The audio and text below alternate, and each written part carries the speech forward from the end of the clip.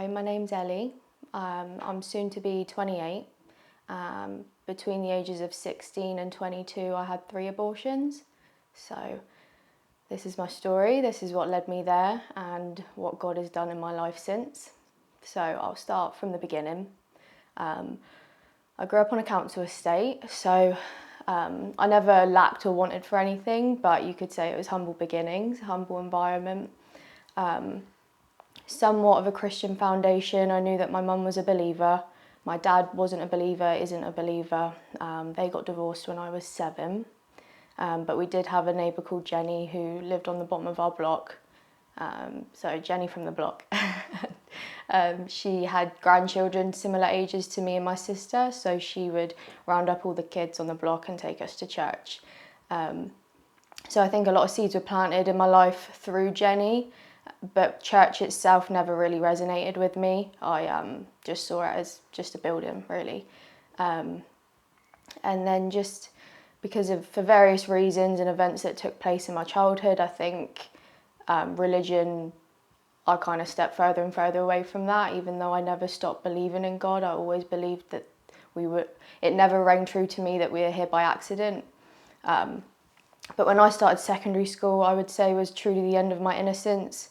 I was the youngest in my year, so I was 11 when I started secondary school. And there was one organisation called No Limits. I don't know if they're still floating about now, but they provided sexual health services for young people, and they were a consistent presence in our school. Every Wednesday they had a stall in our canteen where you had to walk through to leave. So from the age of 11, I knew where you could get condoms, morning after pills, pregnancy tests. It's later who I went to when I found out I was pregnant and they signposted me to the hospital.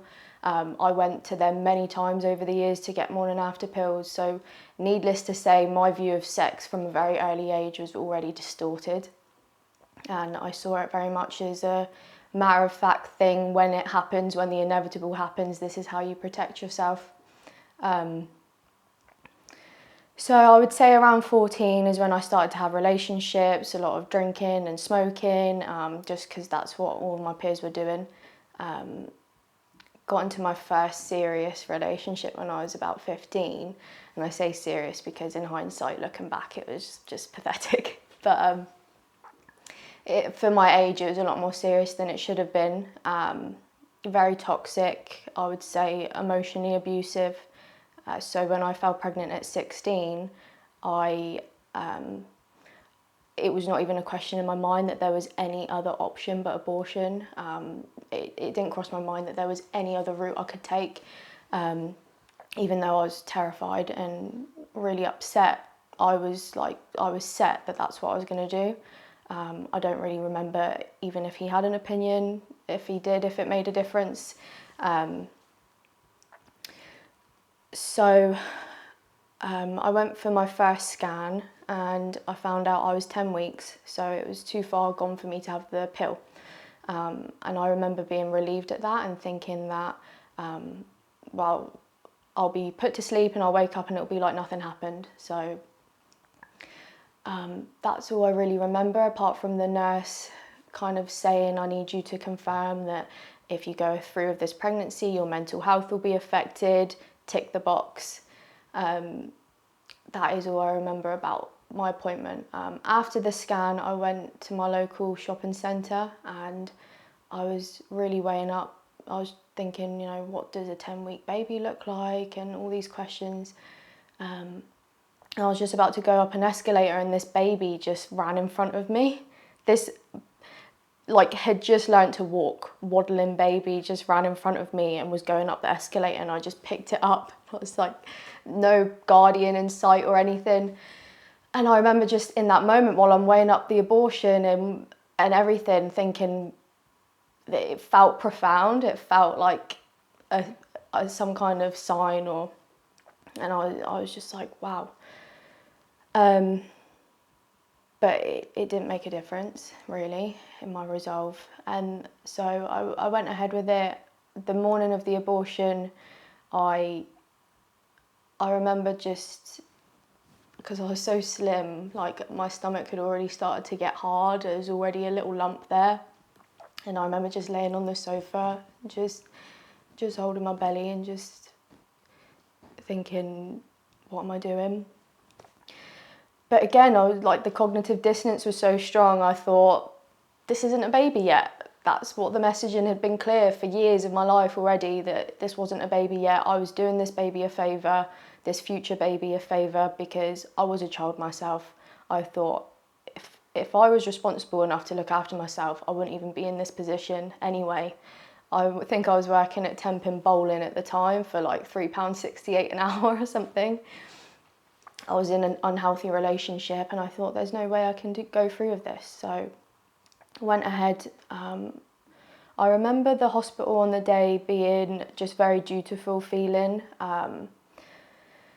All of the nurses were quite indifferent and yeah, not super kind. At one point, 2 of the nurses were stood behind the curtain kind of making rude remarks about my age, which of course at the time didn't feel good. But now in hindsight, looking back, I think, well, rightly so. You know, it probably isn't right for a 16-year-old to be in that position. And if anything, that probably deterred me from wanting to be in that situation again. I remember being just in the waiting room for, it felt like hours without anyone really telling me what was going on or what I was waiting for. It was just horrible. And then at one point the doctor came in the room and I'd never met him. And he came in with paperwork and wanted me to sign my consent for them to take the fetus for research and development purposes. And I immediately said no. And I remember that was such a kink in my cognitive dissonance, because I thought, what is there to take? That was my thought in that moment, what is there to take? And so I ran out to my boyfriend and his mum in the reception. I was just hysterical.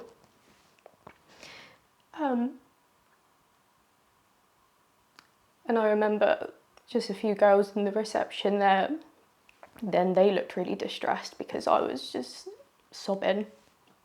So I just, looking back, the truth was there and it was staring me in the face, you know, the baby on the escalator and holding my belly that morning. And that with the doctor, it was right there in front of me, and I wish I'd listened to the signs, but it wasn't enough and I was too scared. So yeah, I went ahead. I remember being in the operating room and they were putting me to sleep, and I remember the doctor with all of his garb on, just towering over me. I couldn't see anything but his eyes, and I remember just thinking, like, this is so wrong. And then I woke up and I remember just feeling completely empty, like physically and emotionally empty. And that was really a shift in a lot of my character. From that point, I became super anxious, bouts of isolation and depression, which I kind of laughed off for years, and even my friends would kind of make a joke of it, like, you know, Ellie's gone off the radar again, because every so often, just for a few months, I would just go off, and now I know it was bouts of depression and it all stemmed from that abortion. And I just became so angry, so full of rage. And that just went on for years. I told myself I'm never gonna have another abortion, like the conviction was there. That relationship ended at the end of that year. And straight after that I found drugs, and that went headfirst into partying, raving. And that was a huge escape for me, because I had this newfound fake confidence, I was newfound love for so many people because I was making so many friends, it was a new scene, and yeah, that was a huge escape. And the same thing, that went on for years then. I met my next partner at that time, who I would say is a really sweet guy. I have a lot of time and respect for him, but we both had our own baggage at this point, and for its own reasons, it was toxic on and off. And we were off at the time that I found out I was pregnant the second time. And it was the pregnancy, and he had a really tragic loss on his side of the family that brought us back together. And it was actually the morning of that loss that I had my first scan. So I was really upset going to the appointment, and as soon as I sat down with who I thought was the nurse, I just had a complete breakdown, and I was telling her everything that had happened that morning, but also just saying I told myself I'd never do this again, talking about the abortion, and I was hysterical. She started asking me loads of really bizarre questions, and I was like, what are you talking about? And long story short, they had actually got me mixed up with someone, and I'd been sat down with a sex therapist by mistake. And so I was obviously super irritated. By the time I got in with my actual nurse, I was stone-faced, my emotions had ran dry totally. And so I'll never know, if I had gone in and had that breakdown with the right nurse, would she have tried to talk me out of it? Would she have tried to give me different options? And I'll just never know. But so she told me that I was 7 weeks and I was early enough that I could get the abortion pill. And so in my mind I thought, okay, well, I'm not too late that I have to get a surgical abortion. That's what I really felt convicted about. I never wanted to go through that process again. Surely if I can go do it at home, the nurse is telling me it's like a heavy period, it really must be nothing at this point. Like, it must be fine if I can go home and do it in the comfort of my own home. So yeah, I went ahead with it. I don't really remember much about that time period. It's all a bit of a blur, but I remember going for my last lot of tablets and getting picked up by a family friend. And for some reason, she dropped us maybe 10 minutes from my partner's house. And I could barely even get out of the car. Like, it was already super painful. I could barely walk. And to this day, I've never really experienced anything like that. I was just rolling around in the bed, just in agony, heavy bleeding, and our bodies are just designed so wonderfully. Like, us women, our bodies are just, they're so beautiful. And I instinctively knew when to go to the toilet and pass my baby. And yeah, that moment of separation is ingrained in my memory forever. I'll never forget it. And that in itself was traumatizing. I couldn't really believe it, and I made the conscious choice not to look down the toilet. I just flushed it. And so after that, I was dead set that I'm never doing this again. The conviction had built even more, and but emotionally, I think I found it easier that time around because I had way more ways to self-medicate at this point, and so just partying and drugs and weed, I just upped all of that. And went on like that for a few years, just constantly searching for the next thing to fill this void that I felt, whether it's the next party, the next rave, the next holiday, the next whatever. It was just this constant searching for something to try and like just satisfy this hole. And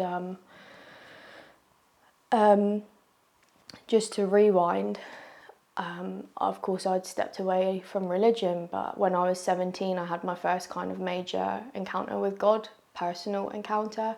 I'd been on a night out and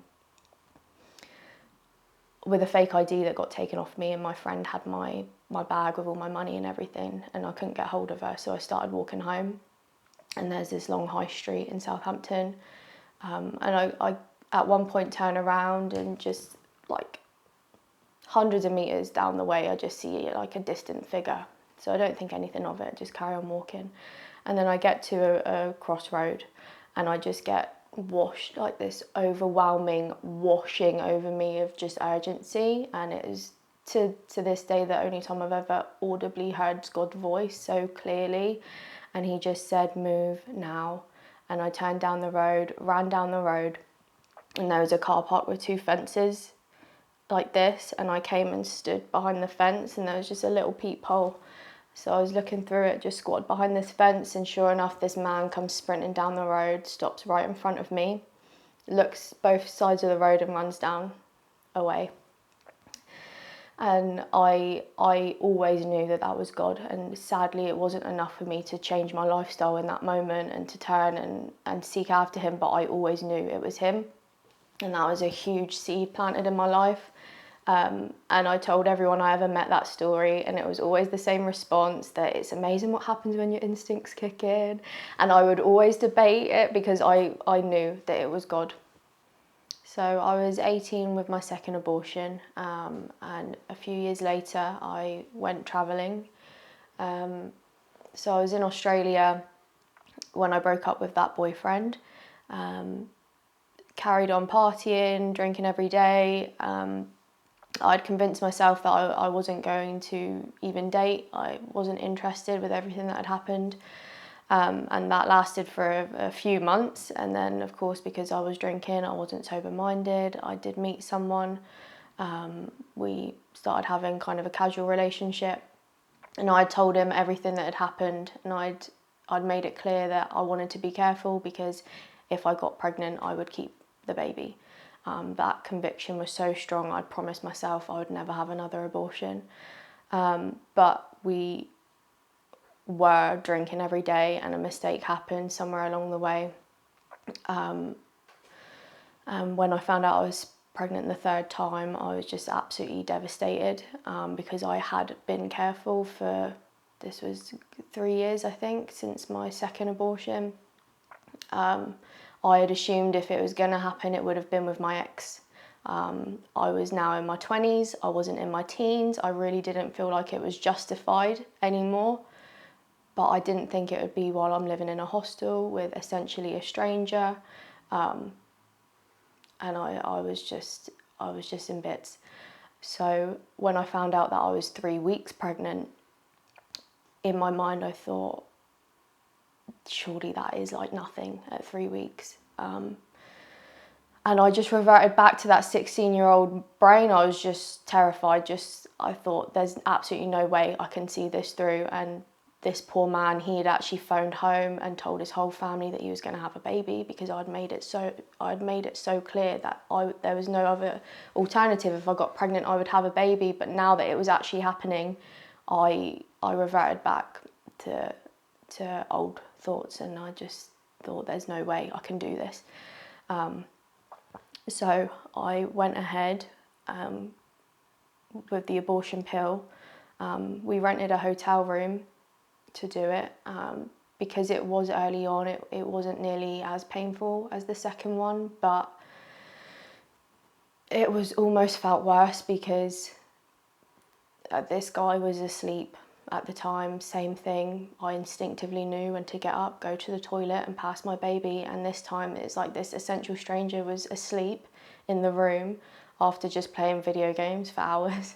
And I just felt like trash. Like, I felt like scum of the earth in that moment. I thought, this is just so wrong. This is not how it should be. And that was actually the straw that broke the camel's back, that abortion. I went into a really deep depression, and I was living in Darwin at the time, and I fled to Brisbane, just trying to have a change of scenery. I was living in a 50-bed dorm at the time, but didn't want to be around anyone. So I was drinking every day, I was smoking copious amounts of weed, just completely numbing myself. And thank God it was just for a short period of time, but I became extremely promiscuous, just anything I could do to try and feel something. And my even thought patterns changed so much, and I was just didn't really care who I was leaving in the wake. That guy came with me to Brisbane, and I was just stomping on his heart time and again with other guys, and I was just like, I don't care. I deserve to feel something after everything that's happened. And it was just, I really hit rock bottom. It was probably the lowest point in my life, I would say. But no one on the outside could have told. guess how I was actually feeling on the inside. But I left Brisbane, and what I saw as a detox and trying to self-help, I guess, was really God moving me away from my environment and the people I was around, and really starting to work on my heart. Because I'd never stopped believing in God, but my view of him was just becoming more and more abstract over the years. And I was, of course, a very, very lukewarm believer, but nonetheless, I was a believer. So at this time, I went very new age in my thinking, kind of more spirituality, kind of trying to tap into there being more than what we see, but with no moral responsibility. So yoga, meditation, numerology, manifestation, I was kind of trying to dive headfirst into all of that. Felt like there was something to it for a little while, and then I remember going to a yoga class, and it was the first class I went to where they were like doing chanting and stuff. It was more Kundalini yoga, and I just couldn't take it seriously. There was something in me that I couldn't do it, and I couldn't say it with them. So I was just kind of just one eye open, and the yoga instructor just is staring at me like deadpan in the eyes, and it's like she was looking through my soul, and it made my hair stand up, and I was so cringed out by it. And then at another point we're led on our backs, and she comes and just places her hand very slowly on my stomach, and again it just made my hair stand up. I was just so irked, and I still don't know why, but on the way home from that yoga session I went into a bookshop and bought a Bible. And it was actually Psalm 139 that really, when I read it, it just like pierced bone and marrow, like it pierced my heart. And to paraphrase, it's saying, you knit me together in my mother's womb. I praise you, for I'm fearfully and wonderfully made. Wonderful are your works, and my soul knows it very well. My frame was not hidden from you when I was made in the secret place, when I was woven together in the depths of the earth. And it really brought it home that all of my babies were known by God before the foundation of the world. They were knit together in my womb, and it was like just the weight of what I'd done actually hit me like a ton of bricks, and the scales were totally removed in that instant. And I just sobbed and sobbed and sobbed. I was hysterical. I was just crying out to God and saying, please forgive me, please forgive me. And I think, and just all my addictions, all my vices, everything just fell away. I'd smoked cigarettes for 9 years. I quit smoking cigarettes within a few months. Weed, I'd smoked copious amounts of weed for years. That was just off, like it was like night and day. All my thoughts, my perspectives, everything shifted. And I finally felt at peace. That hole, that void that I've been trying to fill for so long was finally filled. And yeah, praise God. But I would say coming to the truth about abortion was a really hard pill to swallow.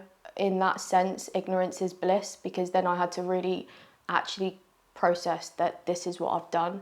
And it was a few months after coming to the faith that I started to see like the Planned Parenthood leaked footage of them selling babies' body parts, 10-week-old babies, and my first abortion was 10 weeks. I actually saw that at the end of that year, videos of abortions. So that's been a journey, and it has taken 5 years, I would say, for me to have real resolve. And it all happened fairly recently, actually. I moved to Liverpool last summer for just a beautiful community that I'm now plugged into. And I knew when I moved up here that this is something I need to deal with, because for years I was kind of in this cycle of wanting to seek help and counsel on this, and then just kind of having a meltdown and freaking out and avoiding. And I'd done it a few times where mentors, pro-life mentors and stuff that I was in touch with, I would just block them on everything, because it was too hard to go there. So I got in touch with Rachel from Rachel's Vineyard, and we had arranged a Zoom call. And same thing, I just had a meltdown and wanted to just avoid at all costs. So I'd asked some sisters in the faith at one of our ladies' groups. I sheepishly at the end asked if I could have some prayer and told them briefly, you know, this is my story and I really need to process this, but I need help. So they all laid hands on me and prayed for me, and I was just a puddle on the floor. And that week I'd been praying and asking God, you know, maybe if I can name my babies and write them letters, it will bring me closure. And then a dear sister in the faith, invited me to her house that week, and she said, there's something I want to talk to you about. And she didn't know anything I'd been praying. And she sat me down, and long story short, she said, you know, I think you really should name your babies, write them letters, hold a memorial for them. And she offered to make me a box that I could put the letters in, and she had no clue what I'd been praying about. So it's just really powerful. So I'd kind of sat on that for a minute. And at this time, I've had neck issues for like over a decade. And it flared up, and it was the worst it had ever been. And I was reading a book on post-abortion stress, and it was linking it to PTSD and all the ailments that are linked to PTSD, and one of them was neck and back pain. And I can't believe I'd never made the connection, but it was like a light bulb moment. And I remember the first day I ever jarred my neck when I was 17, just several months after my first abortion. And I was like, wow, that's the connection. It's an emotional root with my neck. So about a month had passed since I'd had that conversation with my sister, and my neck was really bad. And I'd woken up one morning and there was no pain for the first time in weeks. And I was like, wow.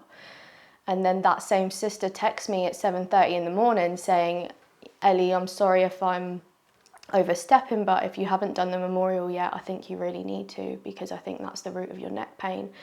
And when I read her message, instantly all the pain and tension came flooding back to my neck.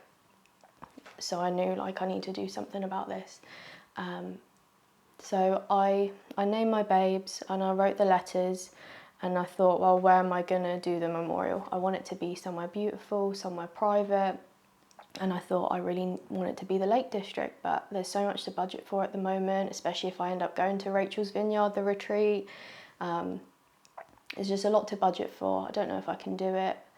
But my resolve in the end was to just go for it, and God would make it work. About a month prior, I'd started seeing my now partner, Darren, and he didn't know any of this. I hadn't told him anything that had been going on. And because we're keeping things very above board, I didn't think a trip would be on the cards. But he asked me out of the blue, did you want to go to the Lake District? And I'll pay for everything. And he planned it for the weekend after I'd planned to go on my own.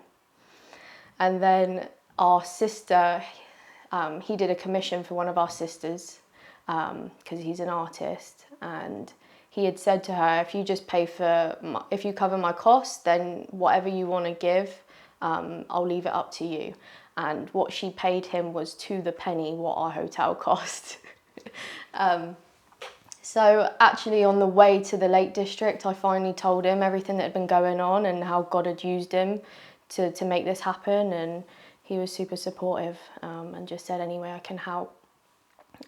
So on the Sunday, I'd picked just a random lake. Yeah, we get to this spot and there's just mountains surrounding this lake, and the water is so clear and so still. It's like a mirror, and all the mountains are reflecting off the water. And the way it was is the walkway, the path was at a higher level. So it was all these little alcoves where I then went down on my own and did this memorial, and it was just so beautiful and so perfect. And it was just a moment with me and God, and just really giving my babes the respect that they deserved. So that was that. And then 5 weeks later, I went to Rachel's Vineyard, which was probably the hardest weekend of my life, but the most rewarding as well. I feel like I got a lot from it. For the first time that weekend, I would say I actually felt a sympathy for that, especially 16-year-old girl, because I didn't know. I had no clue what I was doing and the way I was going to change the whole trajectory of my entire life. And I'd been so mad at myself for these past 5 years, but I finally felt a bit of sympathy for that little girl and just wish I could have just given her a hug. And then on the Sunday at Rachel's Vineyard, we did another memorial, which felt a bit more formal than the one I'd done in the Lakes, more of a corporate memorial, it felt like. And it just really made them so real. You know, it's really hard to grieve babies that you haven't seen. But I feel like that unlocked a grief that I hadn't felt, which was really healthy. And the week after Rachel's Vineyard, I just, if I wasn't working, I was crying and just really mourned them. And it was so good for me. It was so good. Because then 2 weeks after that Sunday was my baptism.